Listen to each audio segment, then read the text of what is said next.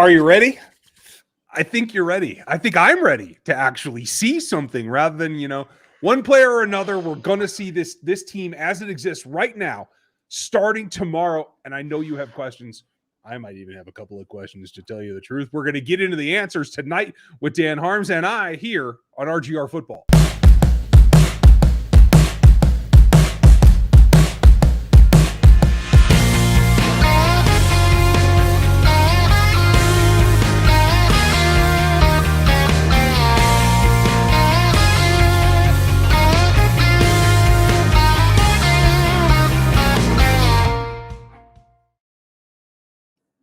Howdy, friends and neighbors. Good evening to you, Mr. Harms. How are you?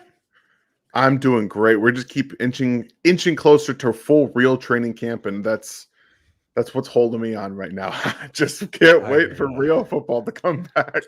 I hear you. It's going to be glorious, and I think everybody's ready to kind of get back on track towards a championship, right? And that's the way it starts every single year.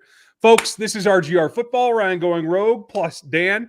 Maybe we'll have to start DGR at some point. I don't know. But the Mod Mom is in the house taking care of our chat for us. Thank you, Liz. Appreciate you doing that. And you guys heard from Aaron last night, was in our Sunday night breakdown. That was great. Stevie Keys is in the house, contributor here on the channel, as well as over at Back Talk Bros. And let's see, Scotty Province is here, and Gary Holland's here, and Matt's here. Okay, great. For the offseason, we're doing just fine, folks. It's going to be fun. And we have a lot to talk about because it all kind of starts to take shape tomorrow. It's not the end-all be-all, like Dan said. It's all anticipation of training camp. But what we've seen of the one-handed catches and the over-the-top leaping stuff, like MVS has really come on in the last week. I know a lot of you have questions about that, what it means for the tail end of the wide receiver position. I'm sure we're going to talk about all that as we get into your questions. If you would support the channel, we would very much appreciate it. This is the hard time of year for us as everything slows down football-wise, but you can grab some gear in the RGR store. You can super chat us away. If you do, please ask a question so I make sure that we get you something. As well as you can join NFL33.com, become a paid subscriber over there. Everything helps. We have multiple ways to kind of get into the action, and I hope that you guys will consider all of those. If you are new to us, welcome. That's just part of it. You can like, sub, and hit this bell right here on this video, and that will help too. So we appreciate all the support that you guys give us, and there's a lot of folks in here. And look at this. Stevie pointed out. Thank you, Stevie. Longmorn, an 18-month member. Cheers. Thank you. That's awesome. What that means is you've put up with me in my cussing rants that I can't put out in the public side. You've listened to all of our contributors behind the scenes, including Gooch at night, as well as Stevie and Aaron, as well as Dan on his rants. We try to get into it from time to time. And you've heard some of the more predictive things that we aren't really to really come out with quite yet on primetime.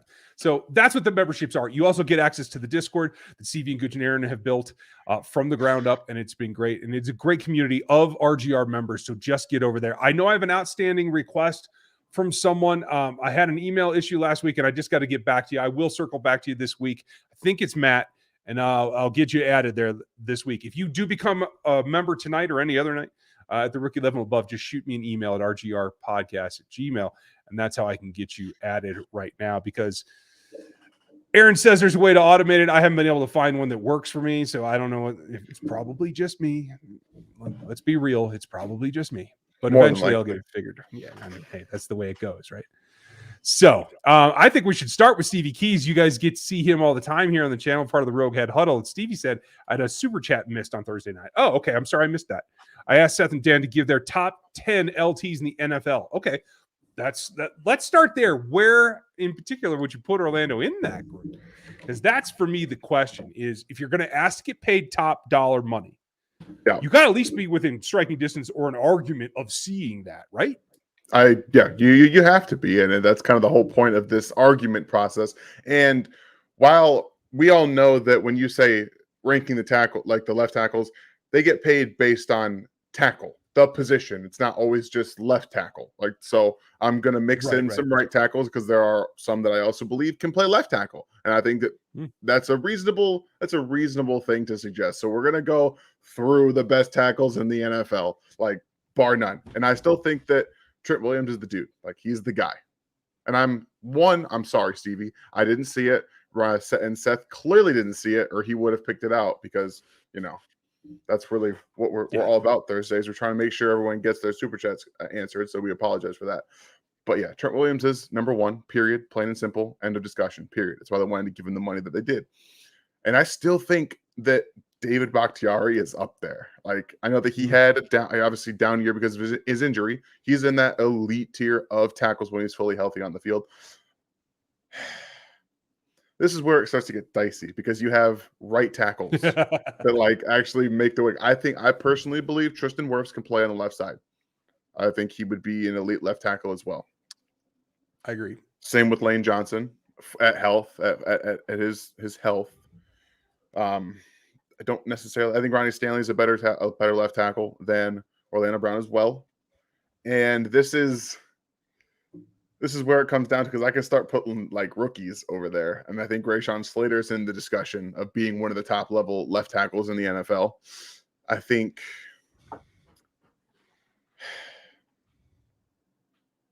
Laramie Tunsil probably too, maybe, and maybe at least in the discussion. I think Jack Conklin's in the discussion.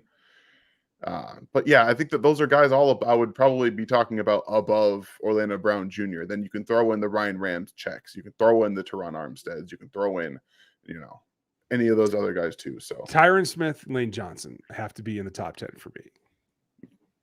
Is Tyron Smith even playing still? I do believe, yeah. I mean, I'm wrong. The injuries are catching up with him. That's for certain. But when available, I got to put him up there still. Mm-hmm. I'm glad that you mentioned Ramczyk too. That was going to be one of mine. Yeah, there's a lot of guys that have right tackle, left tackle versatility because of their athletic ability, and that's unfortunately something that I think that Orlando has struggled with to this point. But he's made the switch to left tackle for better or for worse, and I think that he's learning, and it's been a growing process. But Mahomes has figured it out with him. I think he's figured it out on that side. So now it's just about continuing to grow there. Agreed. And I have to say that I am of the mind that because of the acquisition of Orlando Brown late, I think that we do have to give him the benefit of the doubt that he can make some strides. Yeah. Evidently, he's trying to get to 345. I don't know if he's there yet or not, but I like that weight much better than 360 or 365, yes. Whatever. Yeah, that's not a good weight, even for athletic guys. Yeah, exactly. And even if you look at the end of last season, it's very easy to see that weight and foot speed were the issue in terms of how he was beaten. Not just that he has been historically, but in the Chiefs games, that's how he was beaten. And so any step you can do, and I know people made fun of him for the tennis stuff, but I will tell you this, tennis on a clay court quickens your feet. Oh, it does. That is a good way to work out. I actually used to do strength conditioning at the collegiate level for a tennis team as well. I had rugby, I had tennis, I had football, I had all kinds of sports. And it's funny how you see the crossovers actually work. When you don't have solid footing, whether it's, football in the rain or whether it's clay courts, you do have to tread more lightly and move your feet more quickly in order to maintain your balance. It goes a long way. And I like seeing that. So yeah, I think he's in the top 10 right now. I think he can make his way this season into the top 3 in terms of performance. And I'm okay with his salary reflecting a top 3 to 7, in my opinion. Yeah, I'm less likely. I don't believe he's going to be able to play as a top 3 player. I think 5 is probably pushing it. Okay. I do believe that his athletic limitations prevent him from getting that top 5 ceiling. That's just my own belief. Okay. And we're going to see, obviously, this year, if getting to the lower weight and improving the footwork can help. But I do think fringe top 5 is feasible within the range of outcomes. I think 3 is a bit much for me. Okay, fair enough. Well, it'll be a good debate to have, I think, eventually. So that's good. Thank you for the super chat, Kayla. Thanks. 368. Surprise contributors on offense and defense. I've got Gordon and Josh Williams. So surprises for you. This is an interesting one because we kind of talk about everybody in their right mind. I think that a lot of people don't expect much out of Clyde this year. So would you consider that a surprise? No, I wouldn't consider it a surprise myself, but I think other fans would. Truly speaking, a surprise contributor would be Marquez Valdes-Scantling. If he can surpass everybody, be the true number 1 receiver out of all the guys they brought in, that would be a surprise for me because of the simple fact that he was unable to do it with Aaron Rodgers as a quarterback. Like maybe how he was used in Green Bay is a completely different aspect of what he's going to be used here. We're going to find out. I think for me, that would be a surprise guy, and I would love to see him take a step here at age 28. It's very, very hard to do that, but I do think that would be a very big surprise. And on the defensive side for me, I think it's going to be Colin Saunders. I think Colin Saunders is going to get – I'm hoping that he comes in a little bit trimmed because he's been bowling ball-ish. He's been the Orlando Brown of the defense. Yeah. And I won't lie – play him a little bit more at linebacker, please. Like, yeah, for the love of God. Just if every once in a while, drop him as a Sam. Just screw with the offensive line. It's like, what's this dude doing out here? But I do think that Saunders is going to be a bit more pass rush upside this year because he's been more of a run defender, period. Like he's been a really surprisingly good run defender his first couple of years. So I'm excited. Colin Saunders is criminally underused in one specific way, and that is what Buddy and Rex used to do in covering the guard center guard and the 46-man front, because you can line Colin up there and then drop him out to linebacker. You know, like you don't have to play the 46 because you line up in it. Like he is a unique specimen in doing that. Like, and I'm just at a long talk with Croc, folks. If you don't know that I'm on Locked On Chiefs as well, been the original host for that. Also run Locked On NFL Draft now with Eric Crocker, the former Jets player. He was in camp with Rex, and I have now been surpassed as the guy that will stand up for Rex the most, because Croc says he will go play for him today if he calls. So I mean, it's that significant. So I love that. KL, thank you. I appreciate you very much, and thank you for taking the time to support us as well. I will give you mine before we go any further, because nobody's talking about him, and I had him really. I was probably overrating him when he came out of college, out of Michigan State. And he seems to be popping up in some things that I'm seeing in good ways ahead of guys that we're hoping make some noise. Yeah. Problem is he's 30 years old. Now, Shalik Elliman is not going to be Alex Okafor. He's not going to give you a 6-sack season to try to compliment Frank. But he's been around and he's seen it, and I think he still has some spring in his step. I think he could be a dark horse to contribute somewhere. Interesting. I like it. It's such a hole at pass rush, at edge. Yes. There's an opportunity. I'll say that. Who knows? Agreed. Someone, any defensive end, show out. Guess what? You're going to make some noise. Right? You're going to have an opportunity to make yourself a name and therefore some money. Truth. With McKinnon on board in the running back room, do you think that who do you think gets cut, and in what order? What do you, just before we get into that, what do you make of this McKinnon thing? I thought it was over.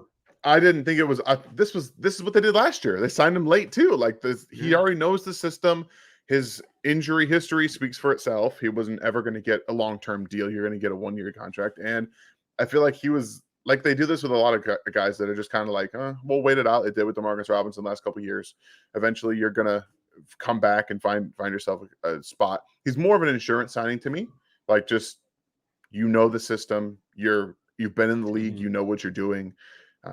Just kind of seems like that for me. But yeah, it didn't really take me by surprise. They brought him back. I don't know. I'm just going to hit you with this one right now, Quentin, because it was just too good. Oh, yeah. I was surprised. I thought that ship had sailed. I didn't think that late season bloom was enough. Yeah. Clearly, Dan knew it was coming, and he's right. So I didn't know it was coming. I just felt like it was a good possibility. I'll live with it. I am okay with it either way. But who gets cut in the meantime? I think it's more of like, maybe you can trade somebody. I haven't heard a lot about Rojo bringing much spark. If Rojo's not getting it done, he's a tradable commodity to someone. He's also a cuttable commodity. They didn't guarantee much anything to him. Like, he was not. There's no money besides Clyde. Everyone behind Clyde Edwards-Helaire is cuttable and replaceable. Like, and this is Clyde's last year. Like, I think if he can't prove to be what they thought he was, it can't prove to amount to at least a day 2 type of production from the running back position. He's probably done in Kansas City. So this entire running back crew is very, very interesting. But I'll tell you one thing. This doesn't speak well for me for Derek Gore, because I think that what McKinnon brings you and what I think Isaiah Pacheco is going to bring as a return guy, you have a third down option with McKinnon, who is a very good pass protector, and he's clearly shown that he can provide some juice in situations. I think Rojo can be a power type of back with the speed to get some things done. And we know, I assume, and I know that Clyde's going to be the starting running back. Where does that leave a guy like Derek Gore? I know that he had some good plays last year, but again, undrafted free agent, you bring back a guy who knows the system really well, who's been in the league for a while, who helps you out in the playoffs a lot. So it could mean that they're either looking for somebody to do something at the back end of this roster at running back, or they just think that there's somebody in the room already that they're not going to be keeping. Yeah. Could be. I wish I knew. I really got to see him on the field and see how everybody looks accelerating, to tell you the truth. Yeah, that's it. Because that's McKinnon's biggest thing. He catches the ball and he accelerates. And that's his advantage over everybody in the room.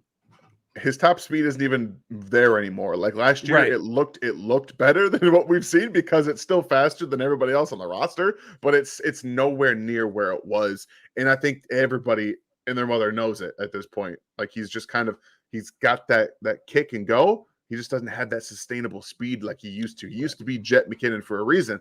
He is no longer Jet McKinnon. He is now just McKinnon. Yeah, he's not a 60-yard chunk play guy.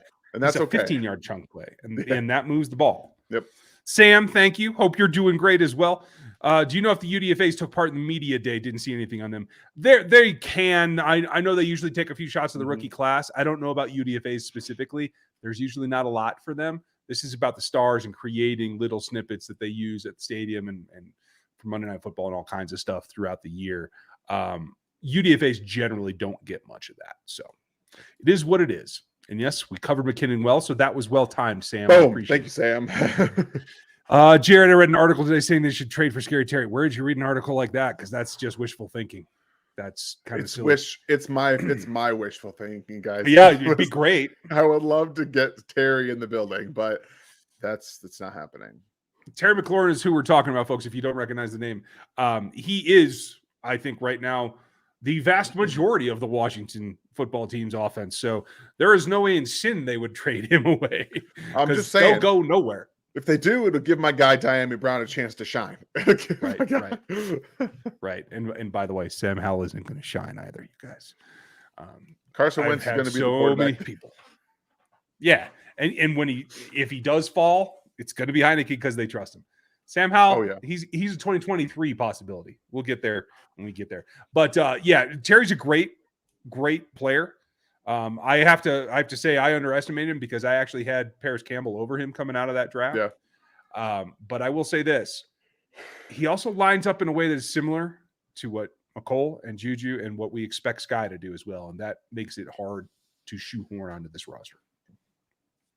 While that's true, Terry is one of the best 50-50 ball catchers and receivers in the NFL. He creates positive outcomes for 50-50 situations, and most receivers don't do that. And that's a proven thing. He goes and gets it very, very well. So if that were what they wanted to do, going in that direction, I could see it. But again, we're talking about a $20+ million player.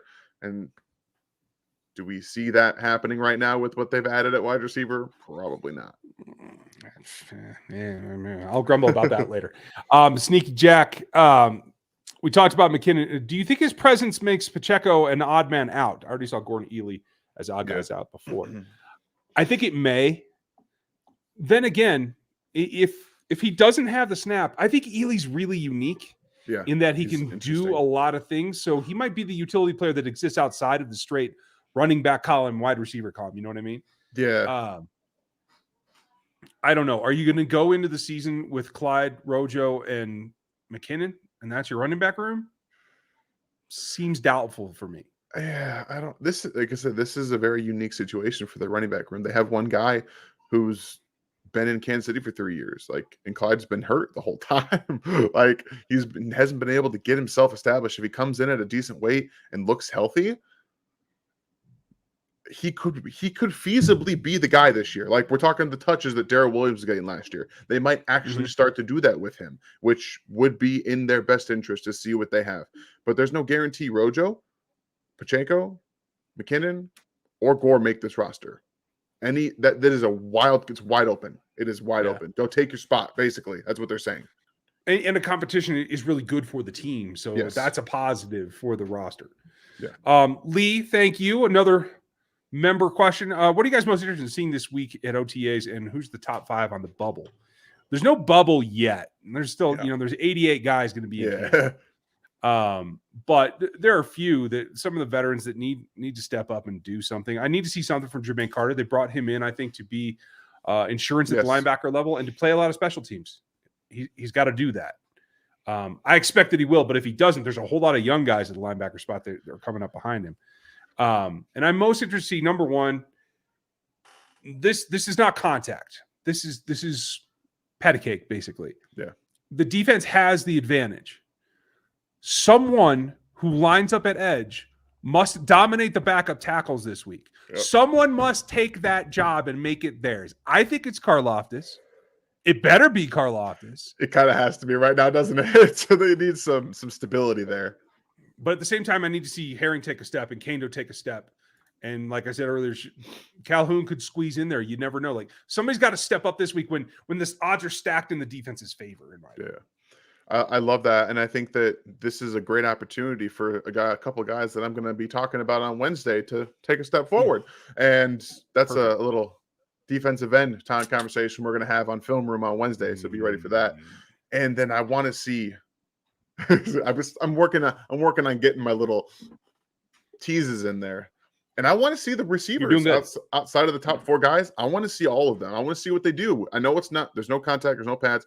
I need to see how you move, how you get off. Justin Ross and Josh Gordon, Corner Powell, all these guys, how are they getting off? How are they moving? This explosive first step. How do they get out of their breaks in and out? How do you do that against air? If you can do it against air, you have a better chance of doing it against contact. So I need to see all that.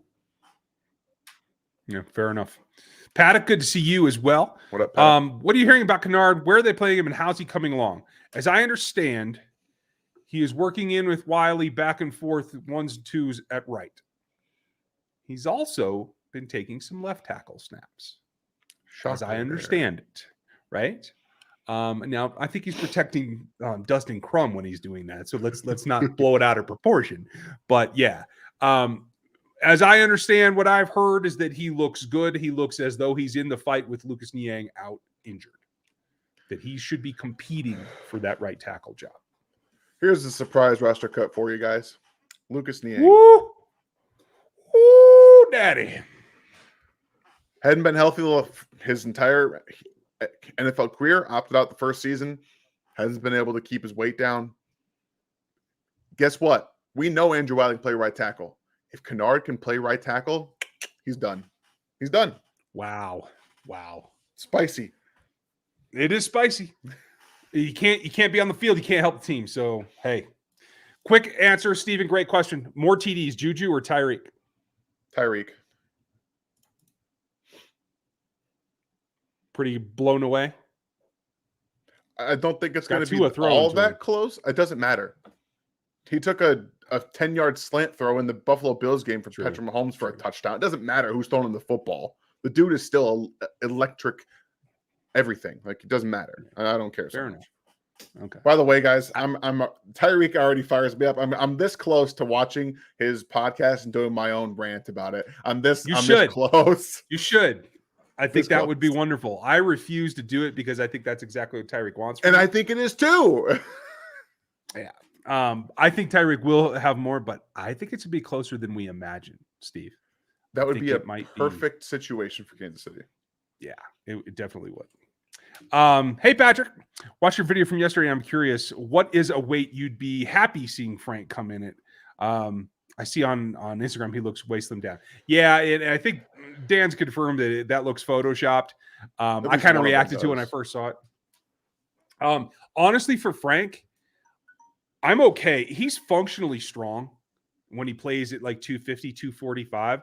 If he were even a little bit under that, if he came in at 238, I'm okay with that because it will help his first step, which has never been his strength. But if he can get off the ball a little bit better, he has a better chance to actually affect the pass. And if he then gets wore out, then I'll stick Mike Dan in there on first and second down and give Frank a lift and let him be a pass rusher only. Because I think Mike Dan has come to the point that he can hold the edge down well enough. I just don't think he has the pass rush juice to really hit the quarterback. Yeah, I want to see Frank at 245. I think that he's played closer to 265 most of his career. I think that 245 is probably in his wheelhouse, and considering the way that he's been playing, trying to get up around the edge instead of anything else the last couple of years, he clearly wants to try to work his get off. So whatever you got to do, Frank, to be a little bit more impactful, 245, 250, I'm all for it. Get her done. KL said, what's the chance we keep 7? I think it's very low. I know that Gooch thinks that it's probably more likely because of the talent. I just don't see it because there's just too many DBs and defensive linemen you need, in my opinion. They're going to need to put a ton of effort into the secondary. They drafted a ton of them. They brought in a bunch of them. They're going to be keeping as many of those guys as possible. That's going to keep, as what we've seen at wide receiver the last couple of years, at 6, probably at a limit. Yeah. Adam, Dan's going to give you what he really thinks about Tyreek here in a new rant that's coming to you. So Ryan is now baiting me into doing this. Not now. All right. Because I know how you're going to sound. We're going to have to put it behind the member wall is what we're going to have to do. That's it. We're doing it. I'm going to do it. I'm going to record it this week. You guys can find it on the member wall next week. That's it. Okay. It's over. It's done. All right. Yeah, have to. Okay.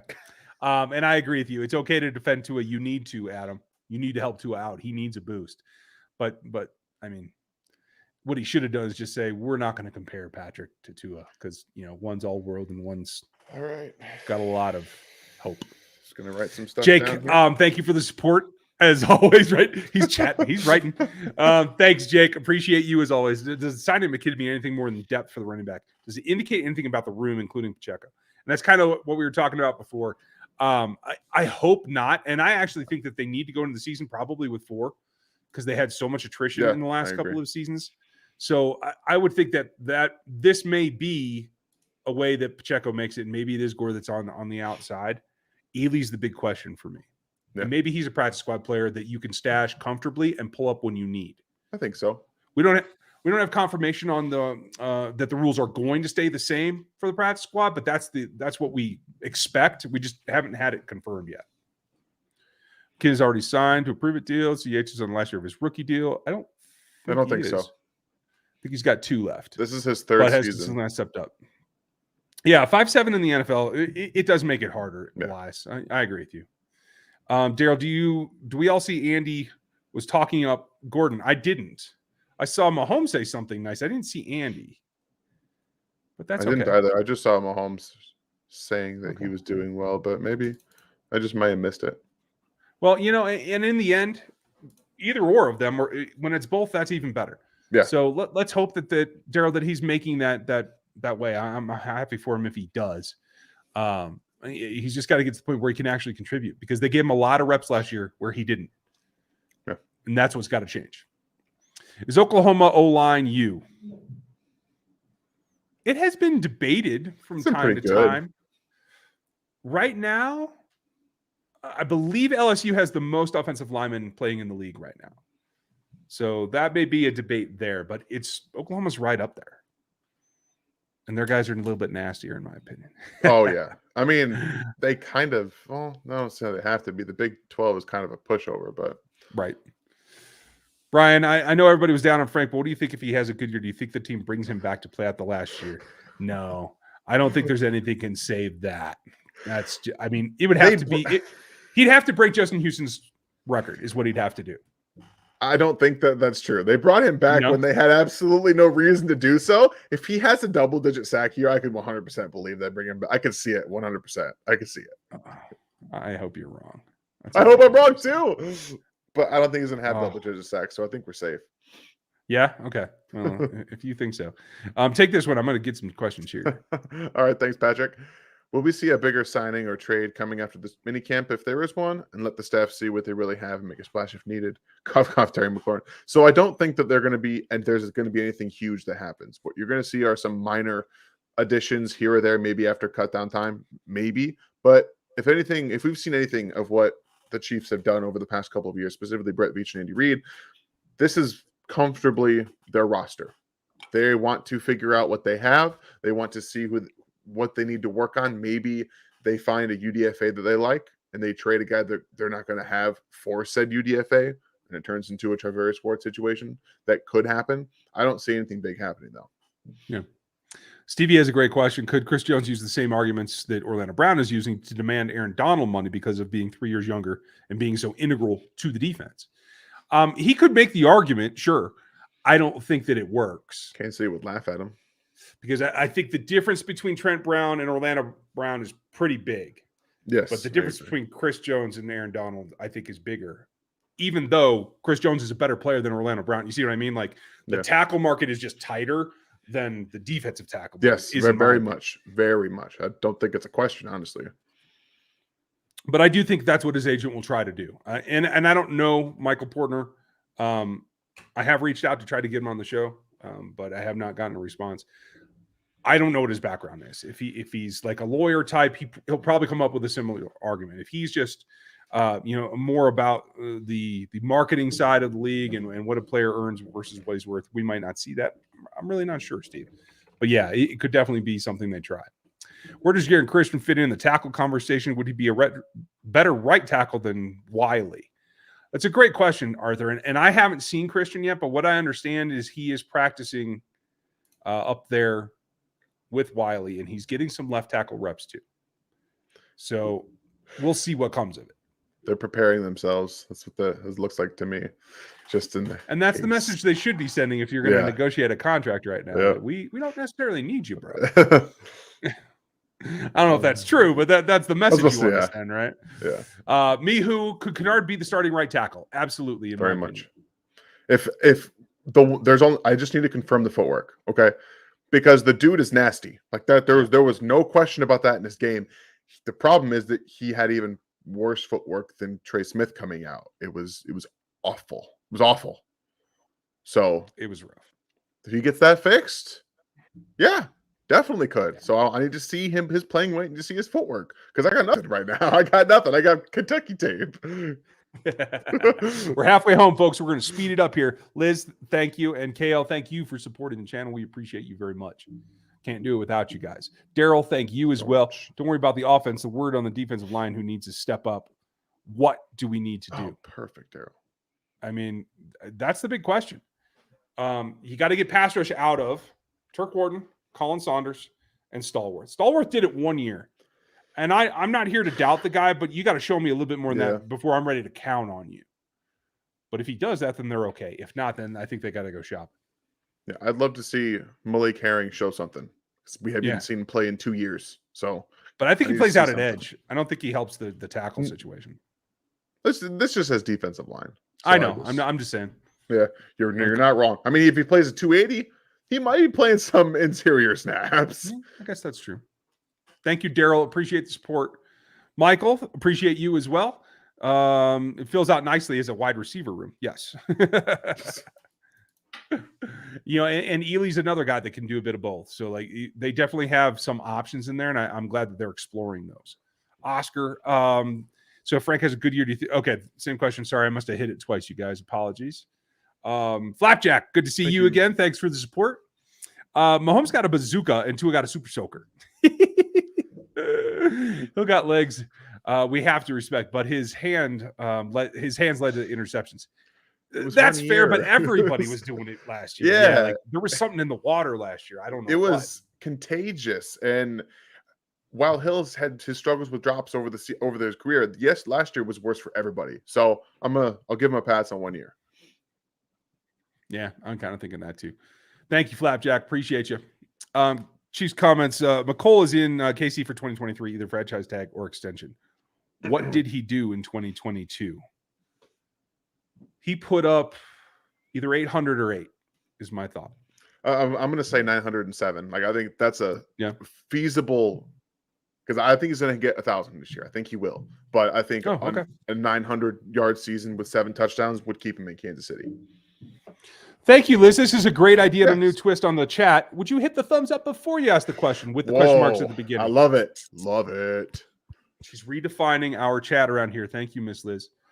Brian, what are your thoughts on the D-line? It's not fair to do that we let go of Spags. Oh, if it does not fare well. I mean, yes, it's fair, because I will tell you this. There hasn't been much upward mobility.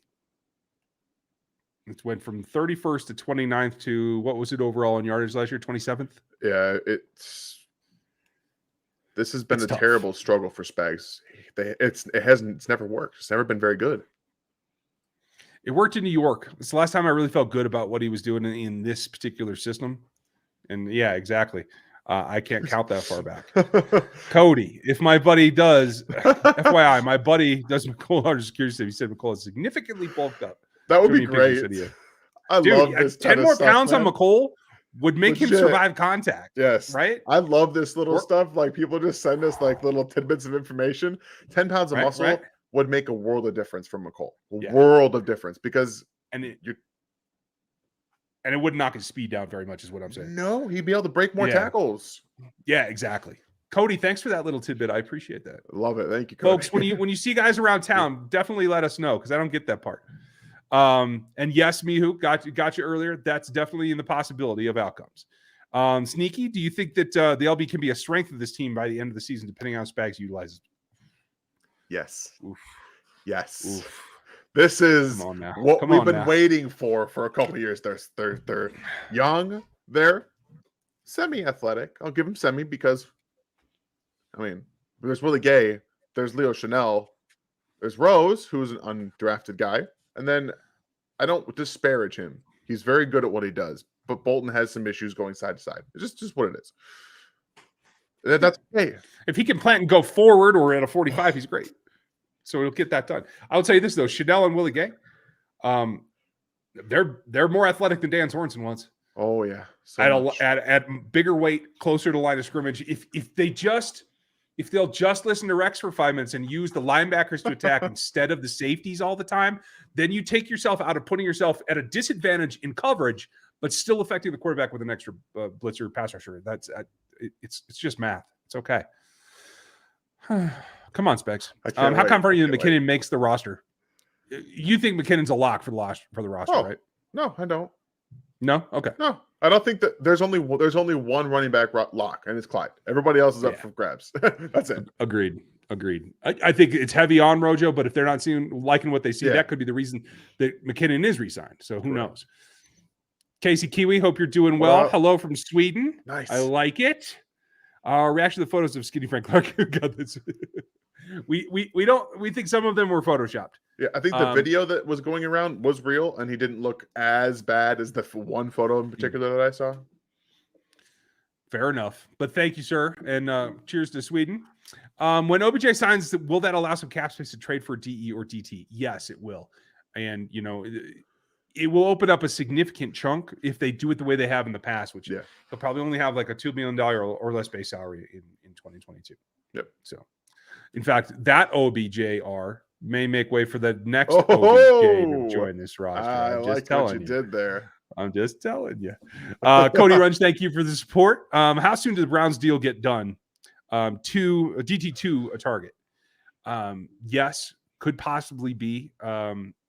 Again, at this point, you're either trying to pick up somebody off the scrap heap or trade for somebody that doesn't necessarily want to get given up. You know what I mean? Like, teams aren't going to give away a defensive end right now that can really play. So I think it is more about the cap space. Yep, that's it. And I think Brown's deal is going to get done first week of July. Like right after the 4th of July, after everything's settled down, maybe that's when it happens. Thank you. Grab Spards, will you? I'm way behind on the culmination of. We got it. Thank you for the super chat, Spars layer. Do either of you think Andy would possibly keep 7 wide receiver? And if so, what position group would they have less buys than last year? So I think that while it's feasible, I think that we kind of mentioned this a little bit. We both think that defensive back needs the bodies that they've drafted and brought in for discussion specifically because they have kind of an overturning of corner and safety right now. So while I do think it's possible, I don't think it's likely that they're going to keep 7 wide receivers. What up, Doug? Fair enough. How you doing, Doug? Hope you're doing well. Glad to see you back. Let's see. Thank you, Spards. Appreciate you. Joseph, do you think that Eric Berry will sign a one-day contract and retire a Chief? Or is it too Burt the bridge? That's a good question. I think the longer it goes on, the more likely it could be as a Chief. I think he will. I think he will. Yeah, I think it should be. But I do think that bridge got pretty toasty. Yeah. Moje, thank you very much. Appreciate your support as always. Really curious about your question because you're curious about why you guys are so high on Jody Fortson. I understand he's looked good in the limited amount of snaps he got, but wasn't it too small of a sample size? So I'm going to give you a little bit of this because you did so generously give us a super chat, and I thank you so much, Moish. I love it. Thank you.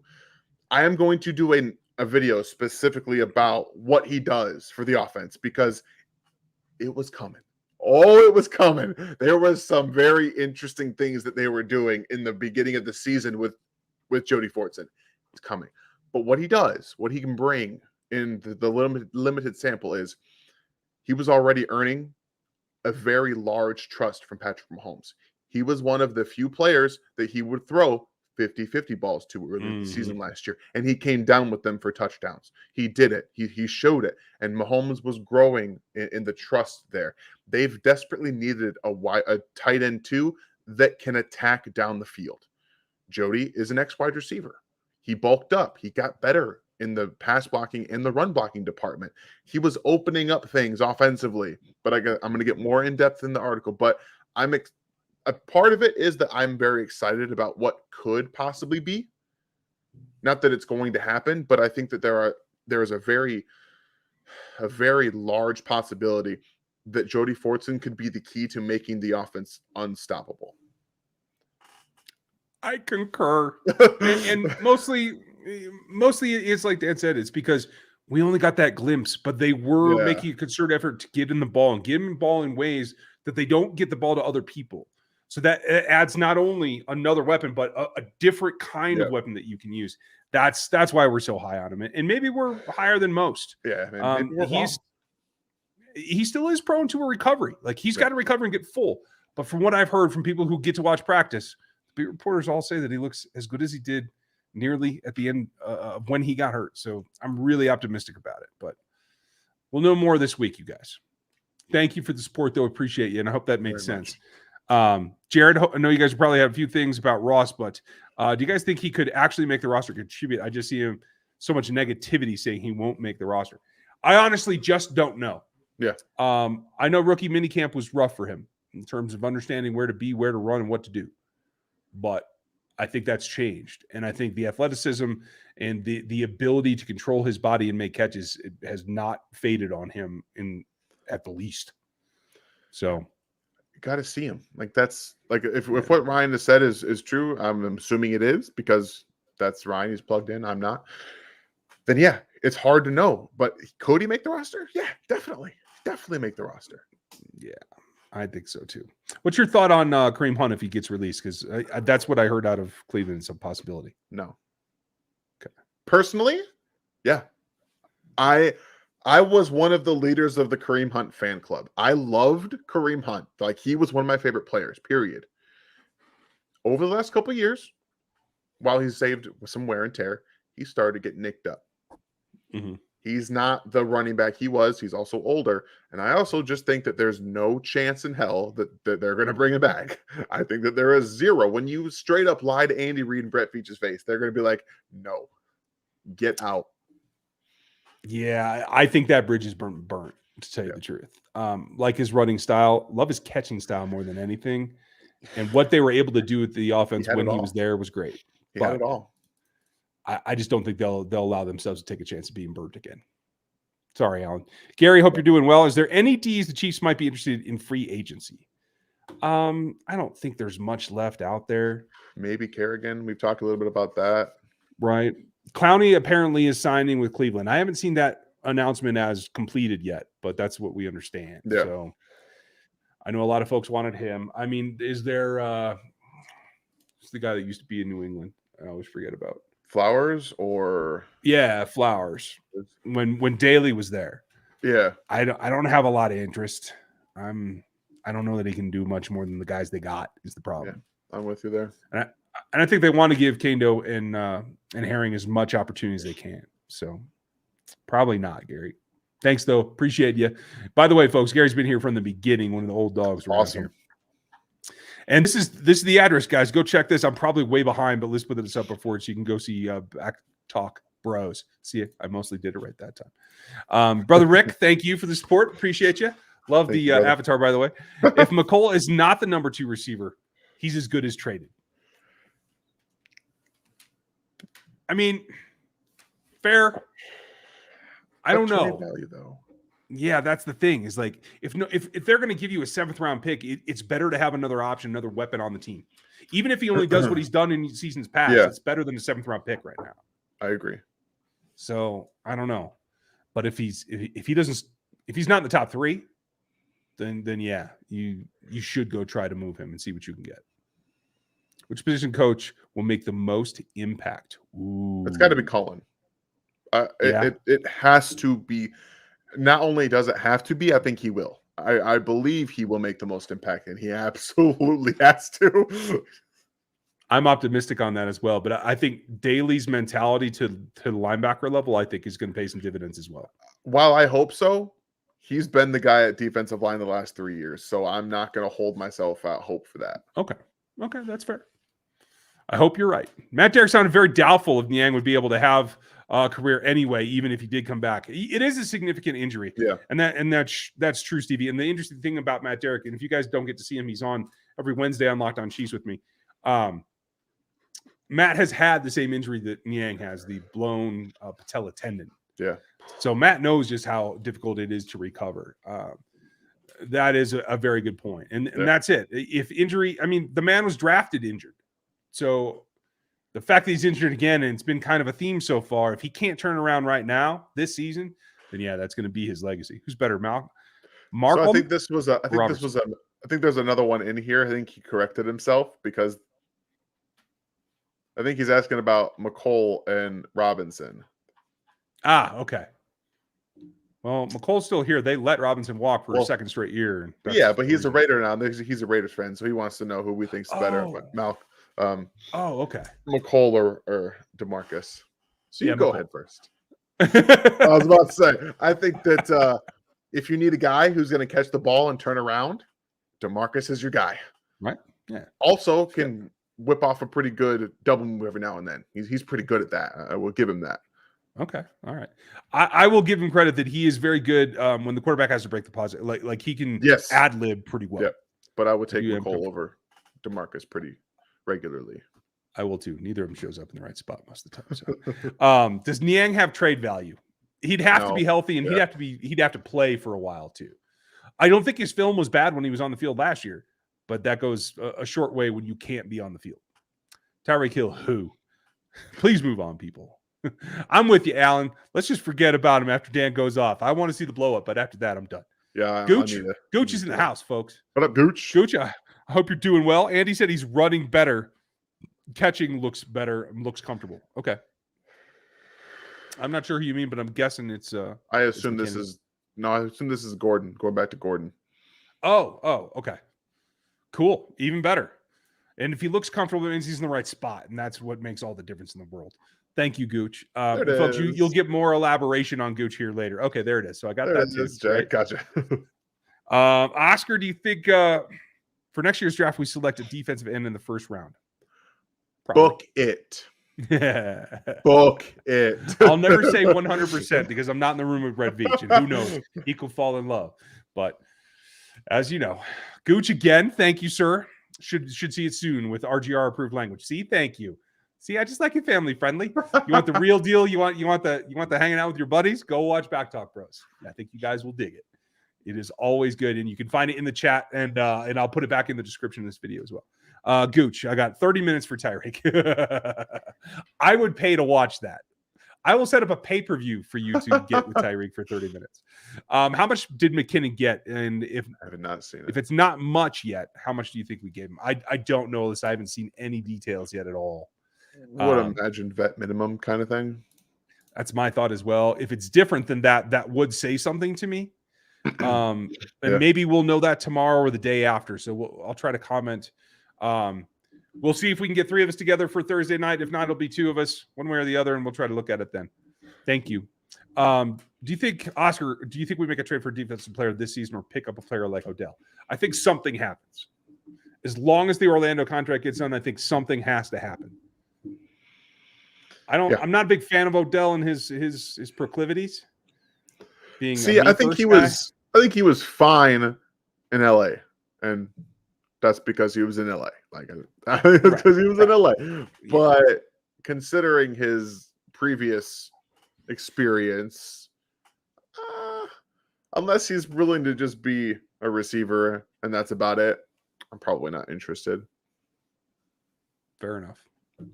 That's okay. But yes, I think something happens, Oscar. Info, does McKinnon signing me maybe Pacheco hasn't impressed? I don't know that it means Pacheco in particular hasn't impressed. He's a 7th-round draft pick, right? So, I mean, he doesn't have to do a whole lot. I think it's more about Gore and the returning core, or maybe about Rojo. That would be my thought. With you. Okay. Yeah. Russ, am I the only one who thinks McKinnon looked like a Pro Bowler in the playoffs? No, you're not. And honestly, if it wasn't for that, he would not be here. Because that rekindled his season.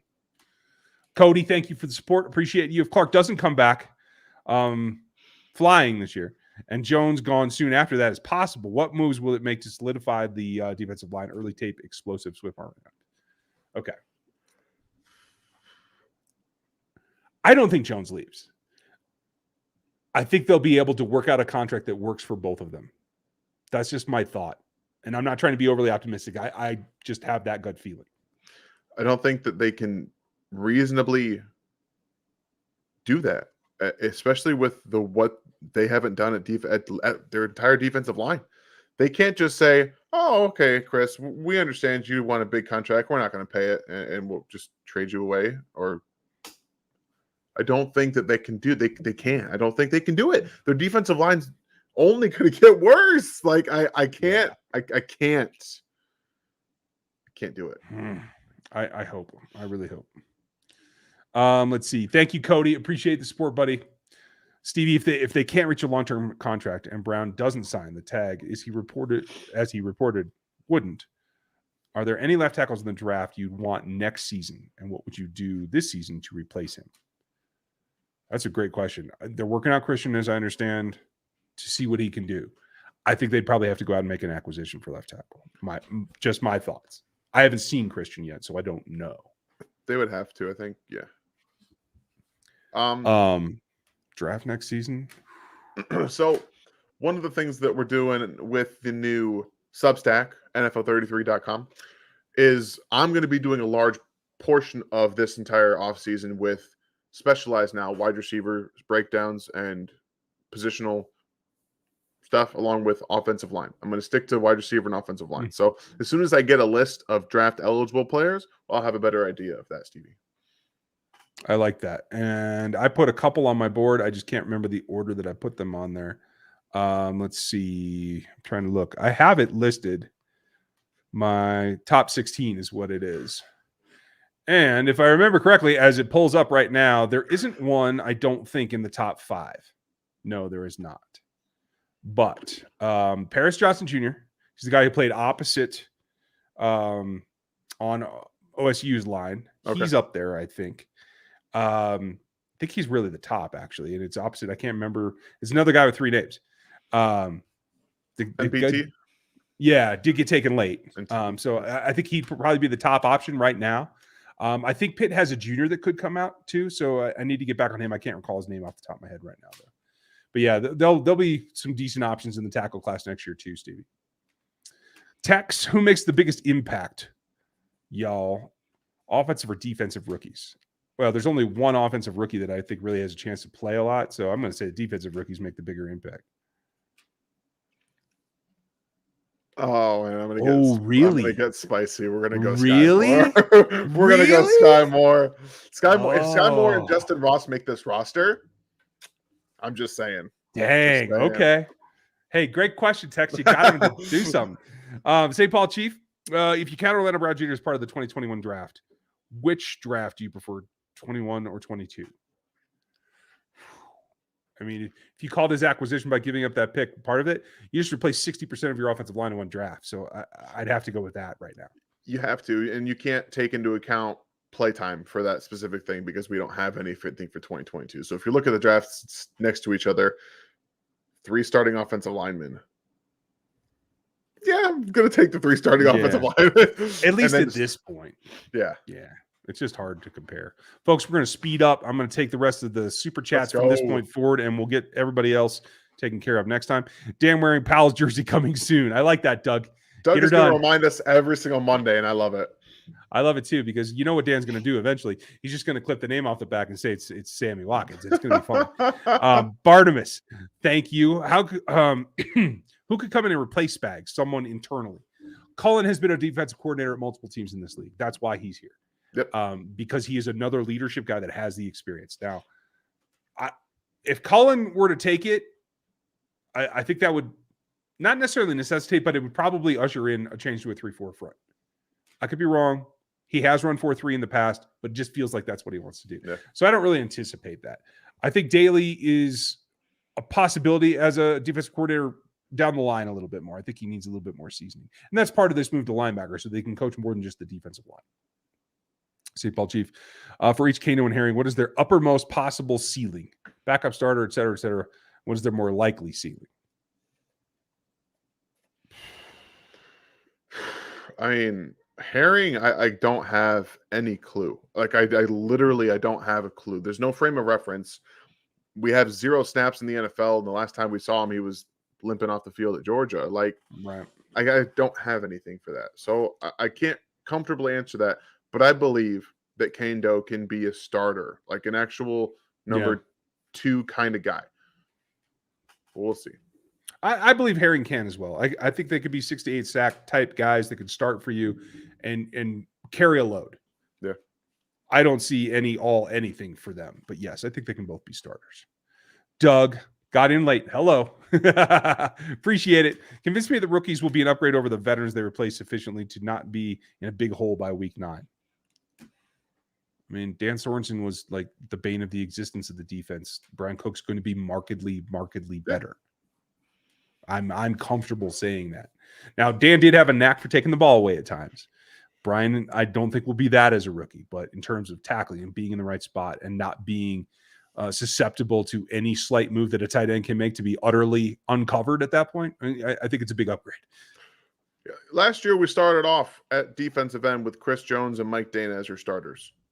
Right. You're going to get, I would imagine, a trimmed up version of Frank Clark, and you're going to have George Karlaftis starting. I feel a little bit more, and with Chris Jones back at defensive tackle, I feel more comfortable about that.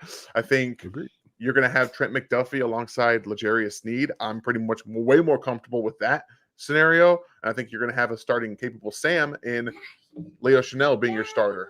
So I'm pretty comfortable there. I think hopefully that helps, Scott. Yeah, I think you said it very well. Like there's enough to sprinkle in there that I think it's going to be worth it. Steven, would you rather have Abraham Lucas or Kennard and Chanel versus Muma? So Lucas and Muma or Kennard and Chanel? Hi. I think I probably would have gone Muma and Kennard myself, but I like Abraham Lucas too. So if it had to be Muma and Lucas, I probably would have done that. Yeah, I'll take Kennard and Chanel because both of them were not just really good players. They got them for extreme values at their picks. So I'll take them over the guys you probably would have to reach a little bit more for. Fair enough. St. Paul Chief. Seems like Nazi Johnson wasn't on the radar for most draft commenters before he was picked. If you had a chance to look at him a little bit, I have not been able to find film on him. I have looked twice, and I have not been able to pick that up. I thought I found one game, but he wasn't his number. Night. So he's going to be a bit of a surprise here in training camp, and I think he'll get in there and compete. But he's got his hands full. L'Jarius is going to be the starting nickel, and I think they kind of see him as a nickel. Yeah. And if L'Jarius is outside, then it's likely Fenton is the nickel. So he's got a long road to hoe, in my opinion. Agreed. Alex, just say go ahead and bring in Justin Houston Hope. Again, it's crossing a bridge that I don't think they want to cross. And I like Justin. I was a big proponent from him before he was selected, let alone afterwards. But I just don't know that it's there, man. I just don't know. Nope. And I don't know, man. It's difficult. I'll always love Justin Houston. I always will. He'll always be one of my guys. But at a certain point, you get too old. You get unimpactful. And even in a defensive end roster this beat up and this depth starved, does he improve it? I don't know. That's the question. Lil Caddy, Josh Williams. I don't think I've heard his name on this stream yet. Yeah, you're not wrong. Yeah, I talked about him last week and the week before that. Yeah. We just haven't been able to see him yet, so we don't have a lot to go off of yet. But I hear he's competing with the backups, but he's competing, and that's great. Honestly, for his level of competition to jump up, like just to make the roster, I think he's in it in the fight with Boodle and Baker. Is my thought. I'm with it. I think everybody say hi to Cole. Cole, how about them Chiefs? Get your news from Cole. He does a great job, and he does the things that I can't spend that time doing news. It's crazy. It's awesome. So Cole, appreciate you. Is Jody Fortson the next Dwayne Bowe in terms of being a guy that can, handle contact after he makes the catch? Yes. Yeah. And in terms of an utter disappointment as game breaker. Hey. There are some things that I will tolerate. And there are some things after his season, yes, disappointing. But Dwayne Bowe had a season. He had it with Matt Castle. Let's not forget that it was Matt Castle. That's fair. Better center, Morse or Humphrey? Humphrey. Now, I think as rookies, I would still say that I think Morse probably outplayed him, rookie year to rookie year. But Morse is like 28, 29 now. Was Morse in consideration for an All-Pro his rookie year? I honestly don't recall. But I know that he gave up nearly the same incredibly low level of pressure. So, and that's what I'm mostly taking it for. Okay. I think Creed's a better run blocker, but that's me. I feel you. Steve ranked the Chiefs: Okoye, Jamal, Priest, LJ, Marcus. So can we just go based off of pure ceiling talents? Because I feel more comfortable doing that.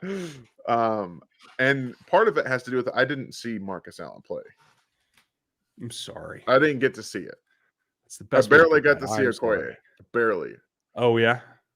So I'm going to leave Marcus off because I can't, in good conscience, include somebody that never got to see play. I can't do it. Jamal at 1. I have LJ at 2. I would go Okoye at 3 and then Priest at 4. And that's not meant to disrespect any of these guys.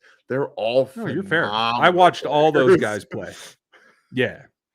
The only problem with this list is that Marcus was not Marcus when he was a Chief. That's why I was like, I'm only I'm only going to rate him on when he was Chief. But it is Jamal, Okoye, Marcus, Priest, and LJ is the bottom of that group.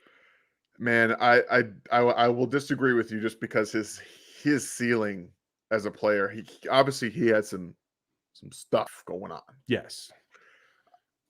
Had he been in it, I think he would have been one of the greatest Chiefs running backs of all time. That's fair. I believe he would have been. I think Larry will even tell you that Priest, Jamal, Okoye, and I would guess Marcus Allen outperformed him. When I talked to Larry a couple of years ago, I had him on the show, and he's like, "Yeah, I was just trying to get things done. I was a knucklehead." He's like, "All these guys are great, and I'm just trying to be in that room with them." And I think that was the point where Larry had kind of turned the corner and become humble, and I thought that was good for him. Jerome, who was the DE from the NFC that didn't pass a physical? Did he ever get past that? I think it was Dunlap. Oh, was it? Well, clearly he did because I think Dunlap didn't. He hasn't signed anywhere. He just visited New Orleans today. Oh, okay. Why haven't they? Marcelino, I'm not sure. I'm guessing you're saying why haven't they signed him? It's because of the past. I'm pretty sure. Yeah. Holly, thank you as always. Is it the blown patella tendon a new thing for Niang? I knew he had hip issues, or did I just missed it? No, that's what knocked him out last year. They just never officially announced it during the season. It wasn't until the offseason that they let us know that it's patella tendon. So at the time, they didn't say what it was. It was very mysterious. But the hip is connected to the knee more so than people understand. The hip labrum and the knee joint perform together because they're constantly linked and they're floating. So it's not like they're locked down to bone in each one. So generally, a problem with one can lead to a problem with the other. And I think that bodes, unfortunately, poorly for Lucas's long-term career. Chiefed up and chiefed out. If all the season acquisitions, free agency, day 1 and day 2 packs turn out to be good starters, what position do you think the Chiefs will likely draft in next year's draft? Edge. Yep. Edge. Yep. And wide receiver. More than likely, I think you're right about that. Yeah. Jeremy, wouldn't it be nice if Tyreek stopped being crazy, like the crazy ex-girlfriend? Yeah, hey. But at the end, you just lose her number and forget. Stop listening. It's all right. What's up? Okay. What's up with it? Why haven't they given him another look? It's a business, not personal. Wrong. Yeah. This whole business is personal. That's why you see guys work for the same guys over and over and over. That's why coaching staffs always hire their guys. It is definitely personal as well. Let's see. Wolfpack. Will the defensive line get better this year? Overall, the defensive line as a whole. I don't think it's going to be better than it was last year. But if it will get better from start to finish, I'll tell you that. It will do that. Yeah, like during the season, it will Yeah. improve. I'm with you. All right, folks, we're just about done. We're going to finish these last couple up, and we'll call it a night. Michael, thank you for the support. Again, Burton and Pacheco, both Rutgers. The Scarlet Knight package is what we're calling it in the backfield. The Shine package? Okay. Nice. I can go with that. I really don't care. Rutgers, translated motto, Son of Righteousness, shine upon the West also. Okay. I like the West reference there, but yeah, I'm with you. I'd love to see it because I'd love some power running this. They got the lineman for it now. Kennard can power block too. Like I'm down. I will be at next year's draft. Just a heads up for the RGR family. Y'all will be there. Let me know and I'll try to meet up and have a great time. I'm glad to hear it, Liz. I will definitely be in town as well. I'm trying to bring the whole Locked On network with me. Yeah, I'm trying to find a way. We're going to be working this behind the scenes. I'm going to try to find a way to get coverage for this. This is different. Like I gotta try. I gotta try. Yeah. It's all in. Like I'm making promises I probably can't keep to get people to send cameras and backgrounds and stuff to Kansas City. So we'll see what we can get done. Okay, last one. I thought there was 2. Hold on. Double checking. Would you answer this? Now I'll double check. I didn't miss a super chat. Thank you for the question, Josh. Are we thinking Justin Reed and Lion Johnson are going to be good here? Houston's defense was awful, and it concerned me with the rookies and few years players. So I think that Reed is a very good player, a very versatile player. Tape shows me that he's a pretty bursty guy downhill as well. He can get to all areas of the field, can play that true free safety along with Juan Thornhill. What do they want to do with Juan? That really what it comes down to. But we're going to find out this season. I do think that Reed is a very good player. Lonnie is the guy I'm not sure about. He's a very up and down player. Even you can be a good player in a bad scheme all the time. But the problem is that they kept moving players around, trying to find their best positions. And that when they moved Lonnie from corner to safety, that hurt him. He was not a good safety. So if they put him back in a spot to succeed, he can be a good player. I like that. I like it a lot. I think he can push. I think he'll find a new lease on life. And I think this staff in particular understands how to use, long, strong, physical guys that aren't necessarily fast. Doug, great work, Juan Mama. Yes. I concur. Thank you, Liz. Doug, is there any chance they carry 7 wide receivers? We talked about this earlier, Doug, before you were here. It could happen. I think it's a long shot, but you never say no until you see what happens. But there's a lot of DBs that need to make this roster.